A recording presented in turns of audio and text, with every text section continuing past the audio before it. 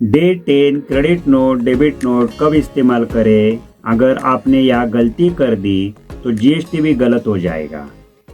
Credit note कब देना है, डेबिट नोट कब देना है? 90% बिजनेस करने वाले कंफ्यूज रहते हैं कि हमें ये जो डेबिट नोट क्रेडिट नोट कब इशू करने हैं। इस वीडियो एंड तक देखने के बाद आप कभी भी क्रेडिट नोट डेबिट नोट में गलती नहीं करेंगे। मेरा नाम है चंद्रशेखर साकरे, मैं नासिक सिटी महाराष्ट्र में रहता हूँ। बहुत सालों से अकाउंट फील्ड में काम कर रहा हूँ।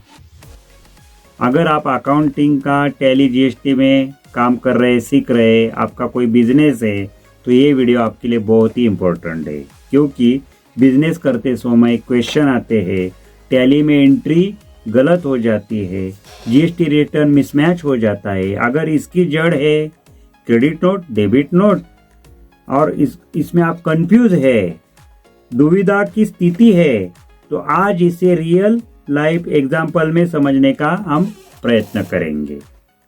तो देखिए, पहले हम क्रेडिट नोट क्या है वो अच्छी तरीके से समझने का प्रयत्न करेंगे। मान लीजिए आप सेलर यानी विक्रेता है, आपने कस्टमर ग्राहक को 50,000 रुपए का माल बेचा, लेकिन बाद में पता चला माल का ज़्यादा बिल हो गया है।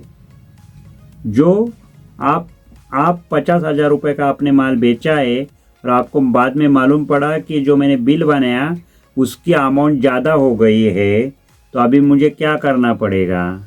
तो मुझे तो उसे डिस्काउंट देना पड़ेगा।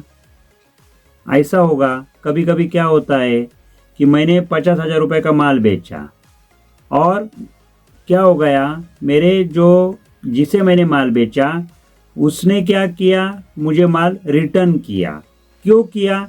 क्योंकि वो माल की क्वालिटी उसे पसंद नहीं थी, वो डैमेज था, तो उसने मुझे वो रिटर्न किया है। तो अभी मुझे क्या करना है? क्योंकि मुझे अभी जो मैंने अमाउंट ज़्यादा लगाया वो कम करना है। एक ऐसा होता है, कभी कभी माल रिटर्न आ गया है तो अभी भी मुझे वो उसकी अमाउंट कम करनी है। तो अभी क्या करे? तो ग्राहक का जो मैं पैसा अभी कैसे एडजस्ट करे, वो मुझे प्रश्न निर्माण हो गया। यहाँ आता है क्रेडिट नोट। क्रेडिट नोट यहाँ आएगा क्योंकि ये ट्रांजैक्शन कैसा हुआ है कि मेरे से मेरा जो पैसा लेना है वो मुझे अभी कम मिलने वाला है और मैंने गलती से उसे ज़्यादा बिल लगाया, वो भी मुझे रिटर्न करना पड़ेगा उसका पैसा, यानी मुझे पैसा कम आ गया। जब मुझे पैसा कम होता है, जब मेरा माल रिटर्न आता है, तब बनता है क्रेडिट नोट। क्रेडिट नोट का कंसेप्ट क्या है? जब सेलर कस्टमर ग्राहक को बताता है कि मैं तुम्हारे बिल में कुछ अमाउंट कम करने वाला हूँ। कम करने वाला हो उसे अंडरलाइन कीजिए।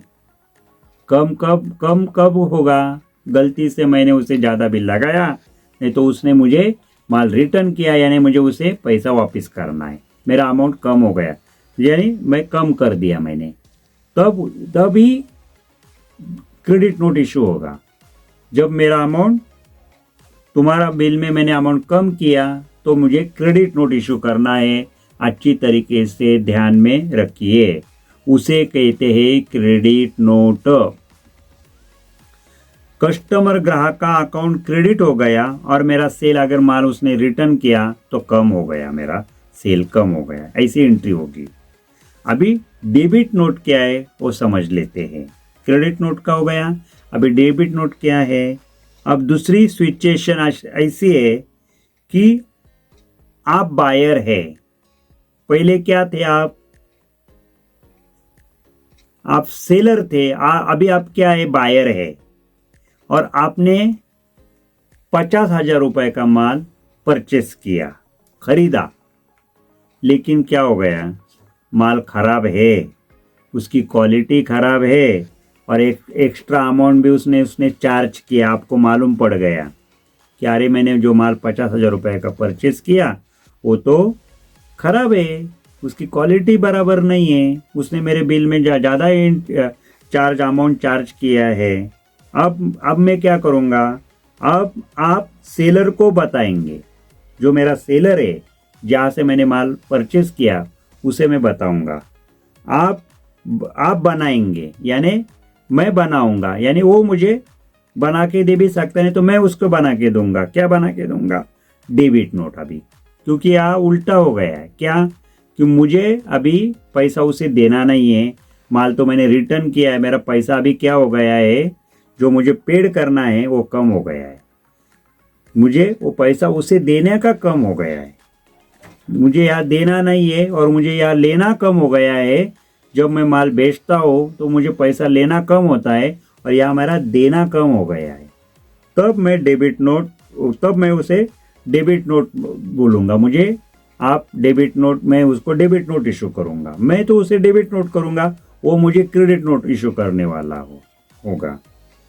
तो डेबिट नोट की डेफिनेशन क्या है? जब बायर सेलर को बताता है कि तुमने मुझे ज़्यादा बिल किया है, तुमने मुझे ज़्यादा बिल किया है, उसे कहते हैं डेबिट नोट। डेबिट नोट से मेरा पेमेंट देने का पेमेंट कम हो जाता है, इतना समझ में ले लो।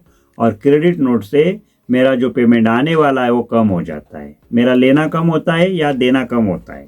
डेबिट नोट में देना कम होता है, क्रेडिट नोट में लेना कम होता है, उसे कहते हैं डेबिट नोट। सेलर का अकाउंट डेबिट होता है और परचेस वैल्यू मेरी कम हो जाती है। इतना तो आइडिया आ गया। अब ध्यान से देखिए, यह ट्रिक प्रैक्टिकल में काम आएगी। कौन सी ट्रिक? समझने के लिए, सेलर यानी विक्रेता बनता है तो क्रेडिट नोट, बायर खरीदार ग्राहक बनता है तो डेबिट नोट। इतना तो आइडिया आ गया। सेलर यानी विक्रेता है तो क्रेडिट नोट, बायर खरीदार ग्राहक बनता है तो डेबिट नोट। बोल के भी याद रख सकते हैं आप, सेलर, क्रेडिट, बायर, डेबिट। इतना आइडिया आ गया। आप कमेंट में भी कमेंट करेंगे, आप लिखेंगे, मुझे मैसेज करेंगे कमेंट में, क्या कि सेलर, क्रेडिट, बायर, डेबिट, ताकि दिमाग में लॉक हो जाएगा कि क्या कि seller, credit, buyer, debit. Seller को हमें क्रेडिट नोट इशू करनी है, बायर को हमें डेबिट नोट इशू करनी है। इतना आइडिया आ गया। मान लीजिए इनवॉइस वैल्यू है 20,000 रुपये और गुड्स रिटर्न हो गया 5,000 रुपये का। एक एग्जाम्पल दे रहा हूँ कि 20,000 की एक इनवॉइस है और उसके ऊपर 5,000 का माल, वो जो 20,000 का बिल था उसमें से 5,000 का माल रिटर्न किया है। अभी क्या होगा? अगर आप सेलर है तो बनाएंगे क्रेडिट नोट 5,000 रुपये की। अगर आप सेलर है तो आप क्या करेंगे? 5,000 रुपये की क्रेडिट नोट बनाएंगे। अगर आप बायर है तो 5,000 रुपये की डेबिट नोट बनाएंगे। क्योंकि मुझे अभी 5,000 रुपये देना नहीं है तो मैं डेबिट नोट बनाऊंगा। अगर मुझे 5,000 रुपये लेना नहीं है, कम मिलेगा, तो मुझे क्रेडिट नोट बनानी है। इतना तो आइडिया आ गया डेबिट नोट, क्रेडिट नोट में। अभी देखिए आगे जाके और शब्द है इसके रिलेटेड में मैं आगे बताने वाला हूँ। अभी इसमें हम बोलते हैं सेम ट्रांजैक्शन। ये आपको क्रेडिट नोट, डेबिट नोट में आने वाले शब्द।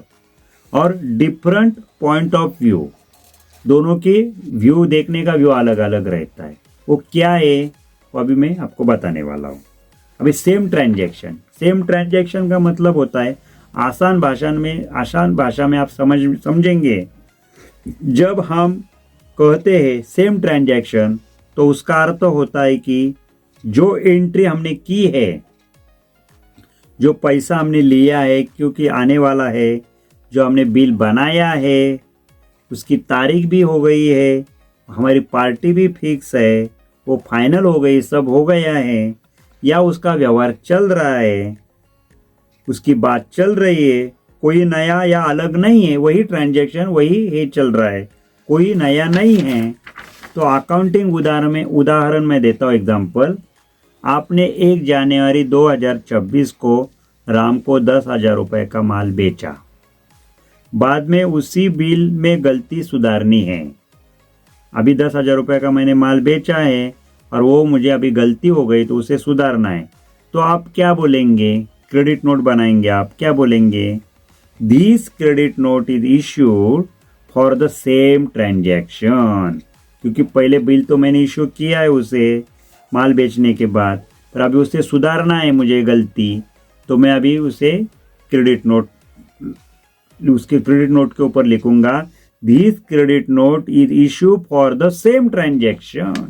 सेम ट्रांजैक्शन, पहले सेम ट्रांजैक्शन यानी पहले इसका व्यवहार हुआ है और उसमें सुधारना करनी है, तो इसे हम बोलेंगे सेम ट्रांजैक्शन। वही पुराना लेन देन, ना कोई नया सौदा, ना नया बिल। वे नया बिल भी इशू नहीं करेंगे, हम क्रेडिट नोट अभी इशू करेंगे। ये डिफरेंट पॉइंट ऑफ व्यू क्या है अभी, उसका मतलब क्या है, अगर उसका आसान भाषा में हम समझ लेते हैं। जब एक ही बात को दो या ज्यादा लोग अलग अलग तरीके से समझते, एक ही बात है पर अलग अलग तरीके से समझते, एक ही बात है, तो उसे कहते हैं डिफरेंट पॉइंट ऑफ व्यू। पहले अभी हमने क्या समझा, सेम ट्रांजैक्शन, वो क्रेडिट नोट डेबिट नोट से रिलेटेड इसलिए मैं बता रहा हूँ, और डिफरेंट पॉइंट ऑफ व्यू भी क्रेडिट नोट डेबिट नोट से रिलेटेड इसलिए मैं बता रहा हूँ। तो देखिए उसे कहते हैं डिफरेंट पॉइंट ऑफ व्यू, एक ही बात को। बायर यानी खरीदार का पॉइंट ऑफ व्यू क्या रहेगा, माल डैमेज था इसलिए मुझे क्रेडिट नोट चाहिए। जिसने माल खरीदी किया है वो बोलेगा आपका माल वापस ले लो और मुझे क्रेडिट नोट चाहिए, वो बोलेगा। सेलर क्या बोलेगा, विक्रेता पॉइंट ऑफ व्यू क्या रहेगा, जिसने माल बेचा है, हाँ हाँ हाँ मैं आपको क्रेडिट नोट जारी करता हूँ, आपने मुझे माल रिटर्न किया है। ये इसे बोलते हैं सेम ट्रांजैक्शन। यानी सिचुएशन क्या है, क्या होती है, एक ही है सिचुएशन, एक ही सिचुएशन है, एक ही ट्रांजैक्शन है, लेकिन बायर और सेलर का पॉइंट ऑफ व्यू अलग अलग है। उसे चाहिए रिटर्न माल करके उसका क्रेडिट नोट चाहिए, मुझे उसका क्रेडिट नोट इशू करना है, मैं बोलूँगा एक ही व्यू है। यही 90% लोग यहाँ गलती करते। वो अच्छी तरीके से समझना का हमारा ट्रांजैक्शन क्या हुआ है, हमारा अमाउंट कम हो गया है या हमें देना कम हो गया, वो समझ में करके हमें डेबिट नोट क्रेडिट नोट बनानी है। अभी देखिए, आप सबसे पहले इम्पोर्टेंट क्वेश्चन हम समझते हैं, जीएसटी में क्या इफेक्ट पड़ेगा। अभी जो ट्रांजैक्शन हम समझ लिया, इसमें जीएसटी में क्या इफेक्ट पड़ेगा। अभी क्रेडिट नोट जो रहती है ना, तो जीएसटी लायबिलिटी उससे कम होती है, अच्छी तरीके से समझ लो। जीएसटी लायबिलिटी क्या होगी, उससे कम होगी। क्रेडिट नोट अगर मैं इशू करूंगा और मुझे माल रिटर्न आ गया, तो मेरी जीएसटी लायबिलिटी क्या हो जाएगी, कम हो जाएगी, क्योंकि मेरा जो लेना था उससे वो कम हो गया है और मैंने उसे क्रेडिट नोट इशू की है।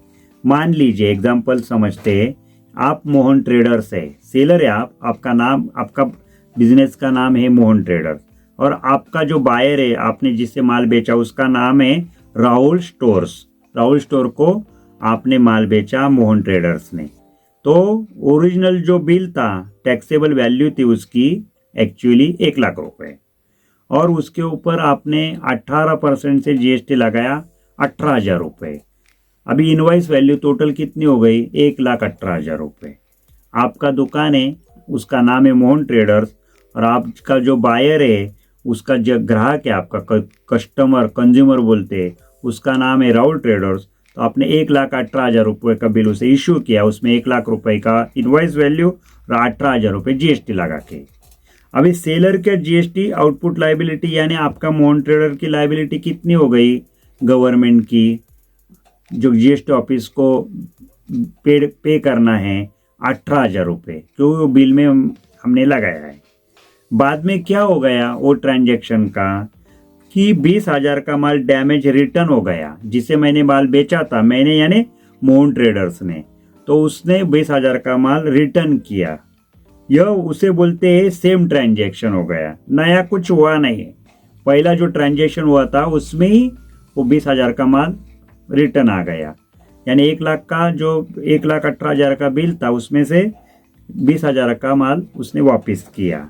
अभी क्रेडिट नोट इशू किया मैंने उसे, चलो भाई तो आपने माल मुझे वापस किया, अभी मुझे पैसे भी मिलने वाले नहीं और मुझे आपने माल रिटर्न किया है, तो अब मैं आपको क्रेडिट नोट इशू किया मैंने। अभी क्रेडिट नोट में क्या करूंगा मैं इशू करते समय, इसने मुझे 20,000 रुपये का माल रिटर्न किया है और उसके ऊपर बनता है 18,000 रुपये जीएसटी, यानी 3,600, टैक्सेबल वैल्यू 20,000 और GST at the rate of 18% 3,600। ऐसा मैं इशू करके उसको क्रेडिट नोट इशू करूंगा। जीएसटी लायबिलिटी पर क्या असर पड़ेगा इसका? अभी देखिए, पहले मैंने जीएसटी लायबिलिटी कितनी थी? 18,000 रुपये। 1 लाख के ऊपर मेरा 18% जीएसटी ऑफिस को पे करना था। अभी क्या हो गया? 20,000 रुपये का माल मेरा रिटर्न आ गया। अभी मैं वहाँ पे लिखूंगा credit note at the rate of 18% minus 3,600। मेरा जो 18,000 रुपये का लाइबिलिटी था उसमें से 3,600 रुपये मेरे क्रेडिट नोट में दिखाऊंगा और मेरी नई जीएसटी लाइबिलिटी अभी बनेंगी 14,400। उतनी मुझे पे करनी है। 3,600 मेरा कम हो गया है, जीएसटी कम हो गया है। अभी क्यों कम हुआ, ये भी प्रश्न है। ये कम क्यों हुआ? क्योंकि सेल वैल्यू घट गई है भाई। सेल वैल्यू हमारी कम हो गई है, क्योंकि हमने जो सेल किया था उसके ऊपर मुझे जीएसटी मैं लेता हूँ। अभी मेरी सेल वैल्यू कम हो गई तो जीएसटी लेने का सवाल ही नहीं। मेरी सेल वैल्यू मैंने वापस किया उसने माल, तो मेरी सेल वैल्यू 3,600 18% से 20,000 के ऊपर कम हो गई।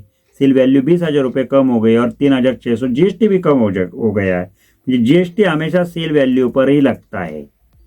जीएसटी कब लगता है? सेल वैल्यू पर लगता है। इसलिए आउटपुट जीएसटी लायबिलिटी कम होती है। यानी क्रेडिट नोट यानी सेल कम, जीएसटी लायबिलिटी कम। इतना तो आइडिया आ गया। क्रेडिट नोट यानी सेल कम, जीएसटी लायबिलिटी भी कम होती है। अभी डेबिट नोट का समझ लेते हैं। जीएसटी लायबिलिटी बढ़ती है। डेबिट नोट यानी जीएसटी लायबिलिटी बढ़ती है। मान लीजिए कि आप टैक्सेबल वैल्यू है 50,000 की, ओरिजिनल सेल वैल्यू यानी टैक्सेबल वैल्यू है 50,000 रुपये और उसके ऊपर 18,000 रुपये जीएसटी लगा के 9,000 रुपये लगाया है। 18% से जीएसटी 9,000 रुपये। इनवॉइस टोटल वैल्यू कितनी हो गई? 59,000। टोटल वैल्यू कितनी हो गई? 59,000। सेल अभी सेलर की जीएसटी लायबिलिटी कितनी हो गई? 9,000 रुपये, क्योंकि 50,000 रुपये का माल बेचा है और 9,000 रुपये उसे अभी सेलर को वो गवर्नमेंट को देना है जीएसटी। बाद में क्या पता चलता है कि 10,000 रुपये एक्स्ट्रा चार्ज, जो एक्स्ट्रा चार्ज था ना, शॉर्ट बिल हुआ था 10,000 का। यानी पहले बिल कम बनाया था, यानी जो 50,000 रुपये का जो बिल बनाया था उसमें 10,000 रुपये अमाउंट कम लगाया गया है, शॉर्ट हो गया है। तो अभी यह भी सेम ट्रांजैक्शन ही है, क्योंकि ऑलरेडी 50,000 रुपये का माल बेचा है, पर वो गलती से जो 60,000 रुपये बनाना था बिल, वो 50,000 रुपये बनाया गया है। अभी 10,000 रुपये का शॉर्ट आ गया है। तो अभी ये सेम ट्रांजैक्शन है। अभी डेबिट नोट इशू करना पड़ेगा, जो कि उल्टा हो गया है। बिल ही हमने कम बनाया है। सेलर पार्टी को माल बेचा, पर उसमें हमने बिल जो बनाया वो 50,000 का बनाया है। एक्चुअली वो 60,000 का बनाना का था। अभी 10,000 का डिफरेंस पड़ रहा है। तो अभी मैं क्या करूँगा? डेबिट नोट के बनाऊंगा कि टैक्सेबल वैल्यू इनवाइस की 10,000 रुपये और उसके ऊपर जीएसटी लगेगा 18%, 1,800। ऐसा मैं उसे डेबिट नोट इशू करूँगा। मैं यानी आपका जो बिजनेस का नाम है फर्म इशू करेंगी। अभी जीएसटी लायबिलिटी पर क्या असर पड़ेगा? तो पहले मेरी लायबिलिटी थी 9,000 रुपये, जो मैंने 50,000 रुपये के ऊपर उसको बिल बना के, ओरिजिनल बिल बना के दिया था। मेरा 9,000 रुपये मुझे आपसे बिल में लिया है मैंने, पर मुझे मालूम पड़ा कि अरे 10,000 रुपये मेरा कम लगाया मैंने अमाउंट। तो 10,000 रुपये की मैं डेबिट नोट बना के उसको इशू किया और उसके ऊपर मैंने 10,000 और उसके ऊपर 1,800 यानी 11,800 रुपये उससे लिया। तो अभी क्या हो गया? 1,800 रुपये मेरे पास आ गया है। तो मेरी लायबिलिटी कितनी होगी? तो पहली थी 50,000 रुपये के ऊपर 9,000 और अभी मैंने डेबिट नोट इशू किया है तो उसके ऊपर मेरी लायबिलिटी हो गई 1,800, यानी नई लायबिलिटी होगी मेरी 10,800। समझ लीजिए, ये आइडिया आ गए। जीएसटी बढ़ गया है। यहाँ क्या हो गया है? जीएसटी बढ़ गया है। अभी क्यों बढ़ा? प्रश्न है, ये बढ़ा क्यों? ज़्यादा क्यों हो गया? सेल वैल्यू बढ़ गई। अगर मेरा सेल बढ़ता है तो मेरी जीएसटी लायबिलिटी बढ़ती है। ये आइडिया आ गया। तो जीएसटी एक्स्ट्रा अमाउंट पर भी लगेगा, इसलिए आउटपुट जीएसटी लायबिलिटी बढ़ जाती है। यानी डेबिट नोट सेल बढ़ा तो जीएसटी लायबिलिटी बढ़ी। इतना आइडिया आ गया। डेबिट नोट सेल बढ़ा तो जीएसटी लायबिलिटी बढ़ी। अगर यहाँ मिस्टेक हो गई, हमसे कुछ यहाँ मिस्टेक हो गई तो जीएसटी रिटर्न मिसमैच पक्का है, हो आपका हो जीएसटी रिटर्न में मिसमैच हो जाएगा आपका। तो ध्यान से हमें करना है। तो देखिए, क्रेडिट नोट सेलर विक्रेता द्वारा जारी होता है। क्रेडिट नोट कौन जारी करेगा, समझ लीजिए। तो कौन करेगा, सेलर करेगा, विक्रेता द्वारा जारी होता है। और डेबिट नोट बायर खरीदार ग्राहक द्वारा जारी होता है। इतना समझ लीजिए, डेबिट नोट बायर जारी करता है और क्रेडिट नोट सेलर द्वारा जारी होता है। सेलर कौन होता है, अभी ये समझ लेते। सेलर कौन होता है, जो सामान या सर्विस बेचता है, जिसे पैसे लेने हैं, जो इनवॉइस बनाता है। विक्रेता बेचने वाला, विक्रेता बेचने वाला। बायर कौन होता है, जैसे सेलर विक्रेता बेचने वाला, वैसे बायर कौन होता है, जो सामान या सर्विस खरीदता है, जिसे पैसे देने हैं। माल परचेस करने के बाद जिसे पैसे देने हैं उसे बोलते बायर, खरीदी करना। जो इनवॉइस रिसीव करता है, जो इनवॉइस उसे मिलता है। खरीदार ग्राहक, बस इतना ही याद रखिए, कंफ्यूजन खत्म। अगर ये वीडियो आपको यूजफुल लगी हो तो लाइक करो, चैनल को सब्सक्राइब करो, कमेंट करो, डे 10 क्लियर ऐसा लिखो और शेयर आप अपने दोस्तों को ये वीडियो को शेयर करो ज़्यादा से ज़्यादा।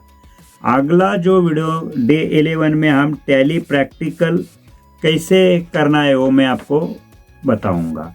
आगे जाके बहुत सारी वीडियो बनानी है। चलो मिलेंगे फिर, थैंक यू।